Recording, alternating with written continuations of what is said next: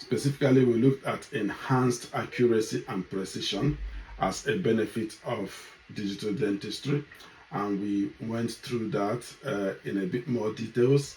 We asked a few questions about how digital dentistry enhances the accuracy and precision in a workflow, and then we looked at intraoral scanners, which can capture fine details which traditional impressions may miss if you are doing traditional or if you're comparing the two. We also looked at CADCAM system, which ensures the restoration matches the tooth margins and the occlusal margins perfectly. We also looked at CBCT, which provides 3D volumetric analysis, eliminating the guesswork in implant planning or endodontic evaluations. So we looked at those in details, and then we went on to now looking at the challenges and limitations of digital dentistry.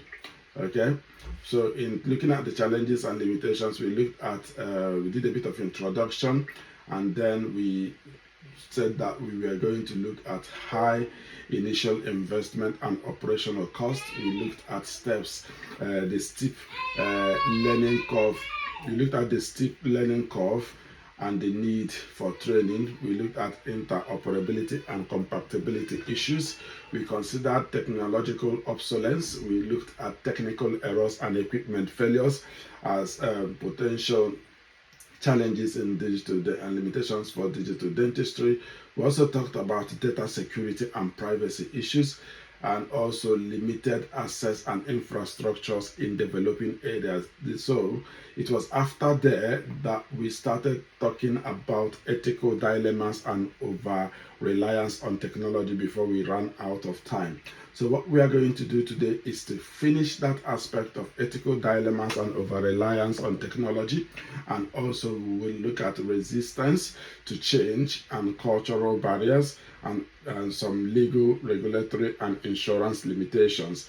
When we finish with that, we will go into looking at the future of digital dentistry, which we were supposed to look at yesterday anyways. So we'll look at that very quickly and then go into what we actually have designed for today, which is the digital workflow for the production of denture. Okay? So these were the things that we talked of. Cost implications. We looked at learning curve, interoperability issues, technical obsolescence, equipment, technical errors and equipment failures, data security and privacy, limited access and infrastructure in developing areas and developing countries, and ethical dilemma. So we started talking about ethical dilemma and over-reliance on technology. Okay, so yesterday I did try to explain to you that automation and AI-based decision-making processes can sometimes lead clinicians to trust the technology more than their own expertise, or ignore patient-specific factors. So when we use technology to carry out diagnosis, or we use AI to carry out diagnosis, it's important for us to actually remember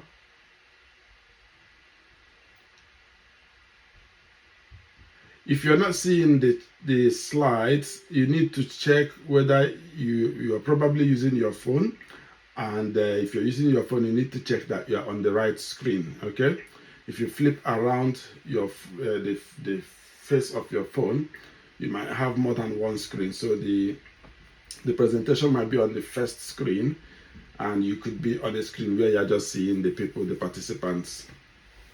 Okay, so please check that very well to make sure that you are on the right screen.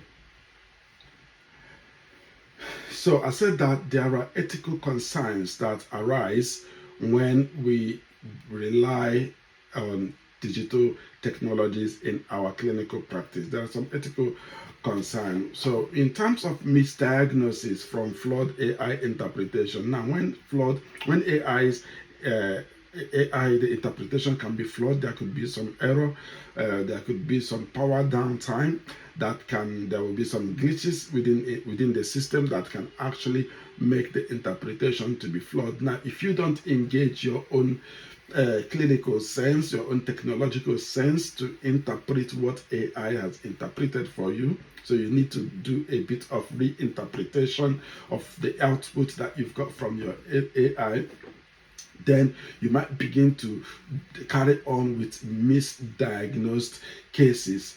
Also, there could be loss of clinical judgment and critical thinking. Now, when we rely so much on the use of artificial intelligence and technologies in your clinical practice, you might begin to lose your individuality and your ability to actually make your own critical thinking and do your clinical judgment effectively. Okay, so you have to make sure that you are using these technologies in an assistive capacity, not in a capacity where they are replacing your clinical judgment and technical judgment, but they have to assist you in making better, accurate judgment.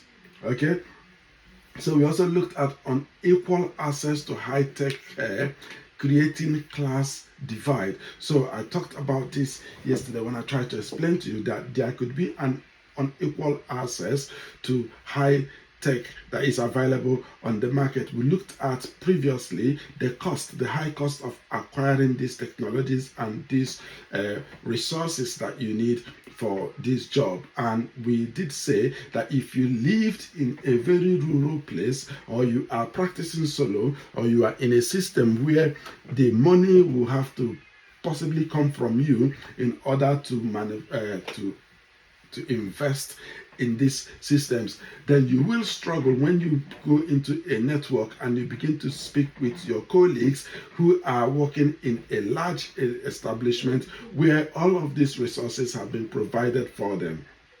Okay, so don't forget that that could be another problem and another ethical dilemma that we need to be aware of and try to resolve. Okay, so the other thing, I've got to move this about a little bit. Okay.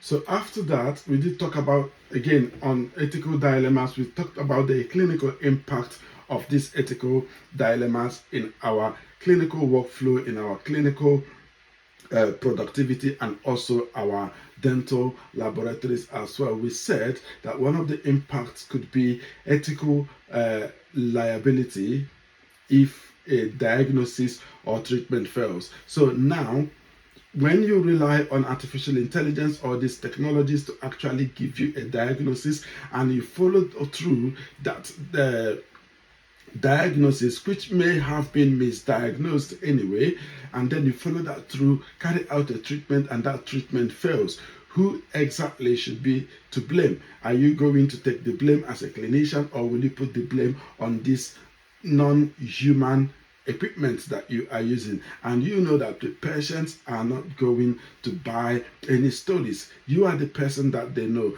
You can only gain negative publicity if you continue to rely on a faulty system, and then that begins to give you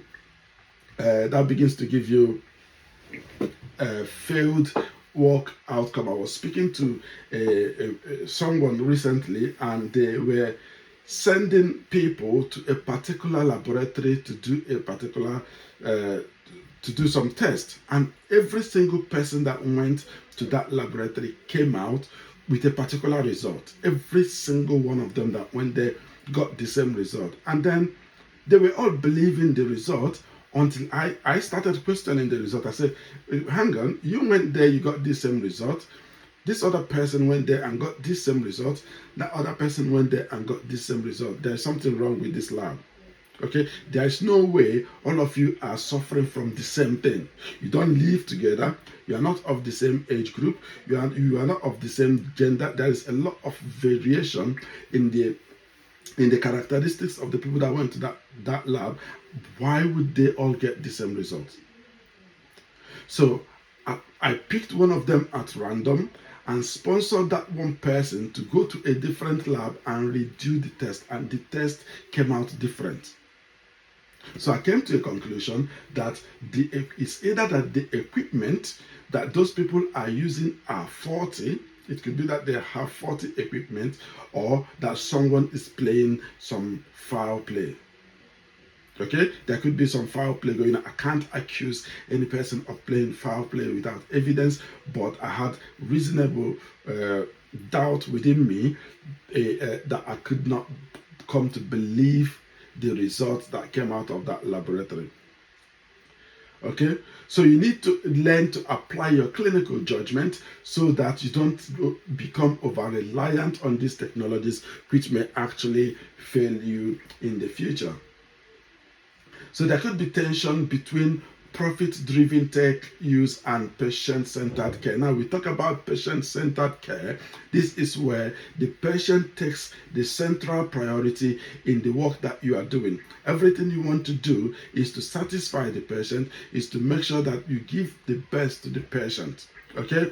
Now, when you invest so much in these technologies, it means that you will at all costs want to regain your money. Remember, we've talked about the return on investment. So when you want to look at your return on investment, you begin to consider, how much am I getting in return after investing $100,000 into these digital technologies? So what you might find is that you could become persuaded within you to refer every patient that comes into your clinic for a treatment that they probably may not need. If you invested money in a CBCT scan and you don't have enough patients to use the machine, and of course those patients are supposed to pay to use the machine, then you might be tempted to send people for CBCT scanning even when it is not required for them. Do you understand what we're trying to establish here? So these are ethical dilemmas that you need to resolve within yourself, and you need to be aware of them once you think of going digital. Okay? So an AI system might suggest a full mouth restoration plan that is technically ideal, but financially and emotionally, it might be overwhelming for the patient. Now, a patient-centered care will consider the patient and know what the patient really wants, and go and follow the flow for the patient at the pace that the patient wants to go. However, a financially driven or a profit-driven practice, because you've invested so much into this practice, might make you to begin to persuade patients directly or indirectly to go for this treatment, even though they might not need that treatment. They may need the treatment, by the way, but they may not have the capacity to go through with that treatment. Okay, so these are ethical dilemmas that we should be aware of.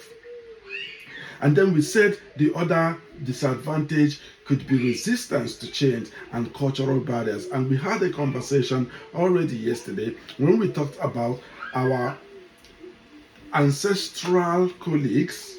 Okay, I don't know if you understand what I mean by ancestral colleagues. You might be 2 years into dental technology practice, 3 years into dental technology practice, 4 years into dental clinical practice, 5 years. There are people that's been there 45 years.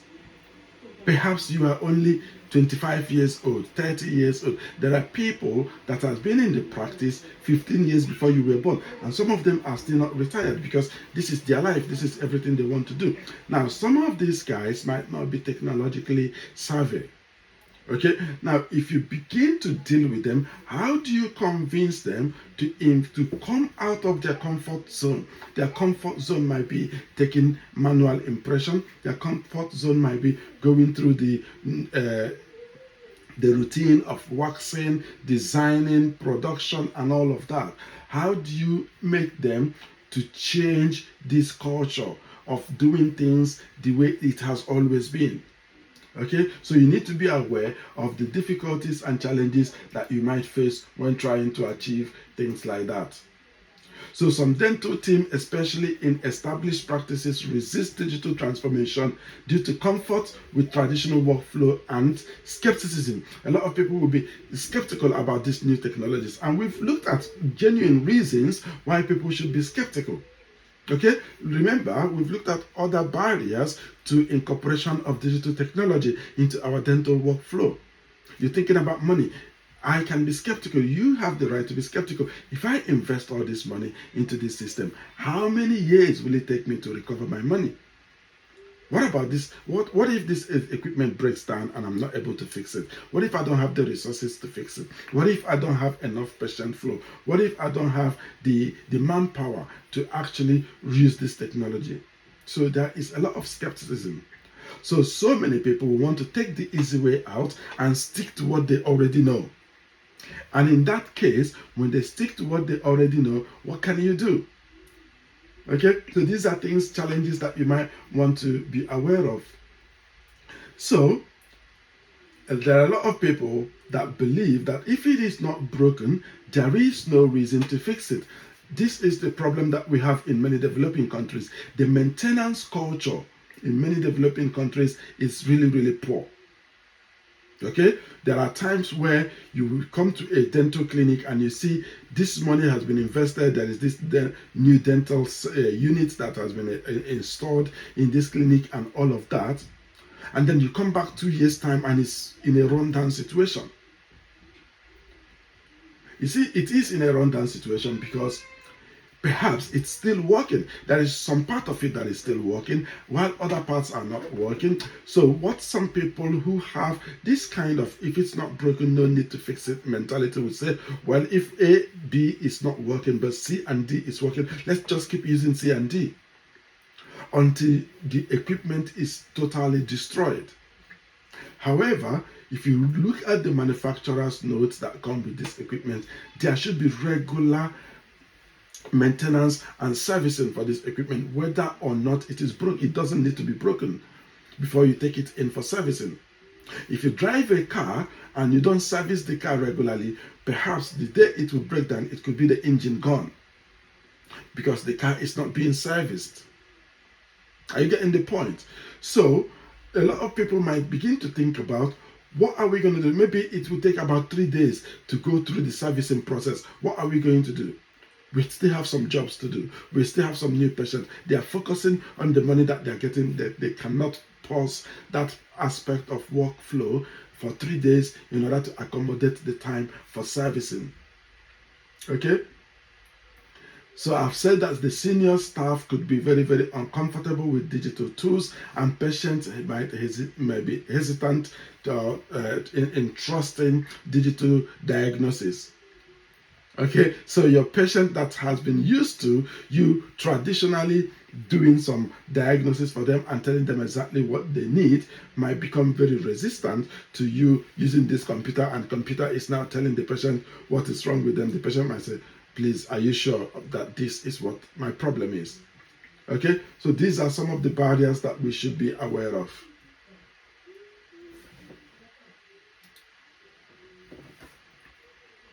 So what then are the clinical impact of this resistance to change and cultural barriers? Now, these can slow the adoption of digital technology in your workplace. It can slow it down significantly.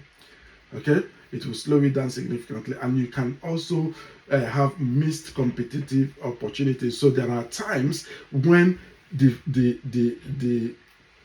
the movement could be ongoing when everyone is adopting digital technology.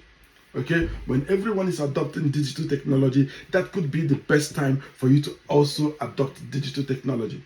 If you decide to wait and then come into digital practice in 5 years' time when everybody have moved on, perhaps by that time you've lost the time that you could have used to build your competence in the use of digital technology. You've lost some patients who will actually prefer to move over to the people that are embracing digital technology and all of that. So there are quite a lot of things that you can miss when you choose not to embrace the digital technology. There could be internal team conflict or staff turnover. Okay, so this can lead to some level of conflict when some people in the system want this technology, they are technologically savvy, and they want to like go on with this new thing that is on board, especially the new ones, the new graduates, the new interns, the new ones that are coming in. However, the people that want this technology could be the people that don't have the power to make it happen. Then you begin to have fractions in your system. Some faction of your system will now begin to say, no, these boys, they want this, we don't want all of this. And then the other faction will say, why are these old people not letting us move on? Why are they not growing? They are causing a barrier here. That can cause a lot of conflict in your workplace. An example is that a practice owner may invest in a scanner only to find out that no assistants are comfortable using it, leading to low utilization or wasted return on investment. So if you invest in that money and find out that none of your assistants is actually comfortable using this thing, okay, so you might be, say, let's say the chief dentist invests the money in this thing, and then the people that are assisting him, nobody can use it. So every single time that this thing will be used, it will be one person that will use it, because that's the only person that is comfortable using it. Then every single opportunity that this machine could have used to, bring in some resources, some funds into the clinic, that opportunity will be missed because there is no one comfortable to use in the use of that intraoral scanner. The other aspect is the legal regulation and insurance limitations. Okay, so there are legal limitations, regulations, and insurance limitations that we should be conscious of while wanting to go digital. So new technologies may outpace the development of regulations or reimbursement models. Remember, in every practice, there are regulations that come into play to actually talk about how do we resolve conflicts, how do you get paid back if you did this job and that job. If you worked in the UK, excuse me, where we have the NHS, the dental practices that take care of NHS patients, they get what we call units of UDI. Okay, UDA, unit of dental activities.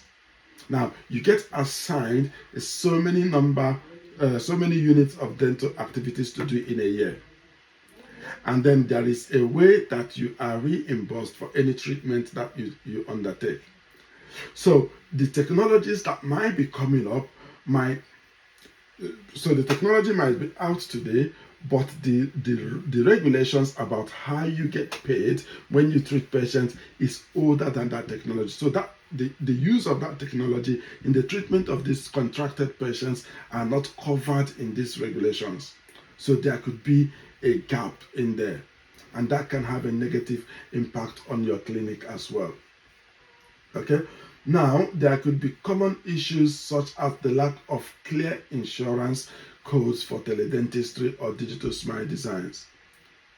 Because, again, if you're working, like I asked you yesterday, how many of you have some form of insurance for your practice and some form of indemnity? Okay, some of your existing indemnity or insurance might not cover some of these technologies that are new to the market. So that becomes a problem when you use them and something goes wrong. You're not covered in using them insurance-wise, or maybe you may have to buy a different insurance on top of what you already have in order to cover the use of that kind of technology. There could also be legal gray zones in AI-assisted diagnosis. So if someone takes you to court and they now want to, you are facing some legal challenges because of the outcome of a treatment plan or a treatment that they have undertaken in your clinic, but however this treatment was based on diagnosis that AI assisted you to do, how do you justify that in the law court?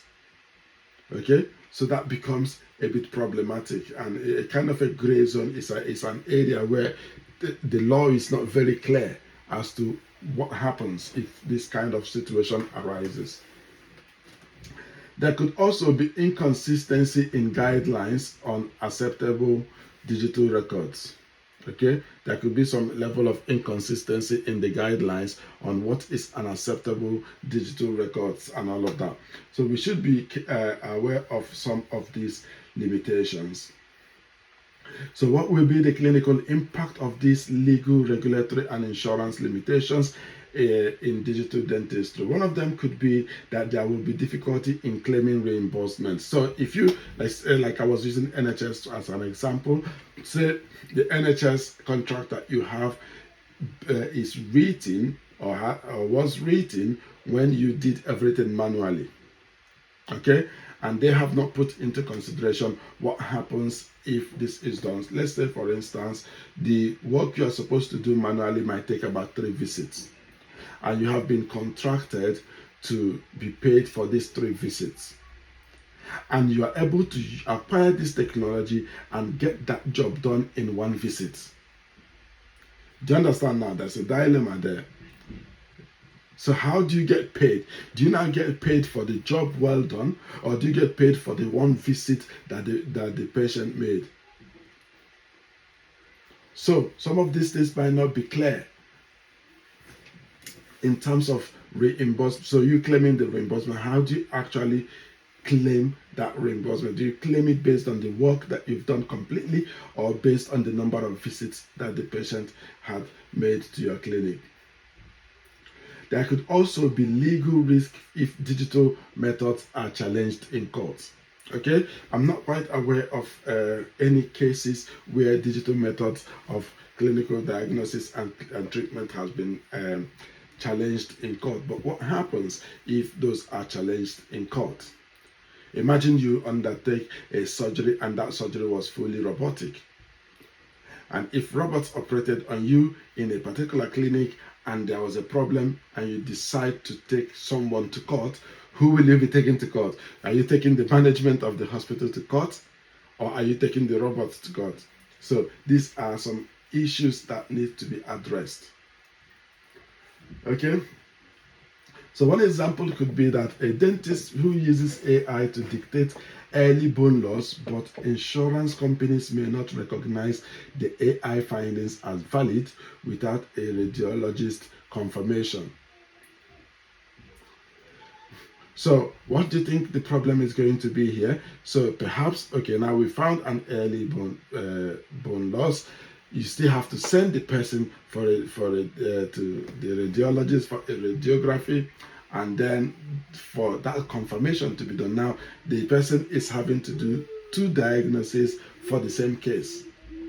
So who is going to pay for those 2 diagnoses? Okay, so this could cause some problems as well. So having completed that aspect, we will be looking at digital workflow in complete denture production.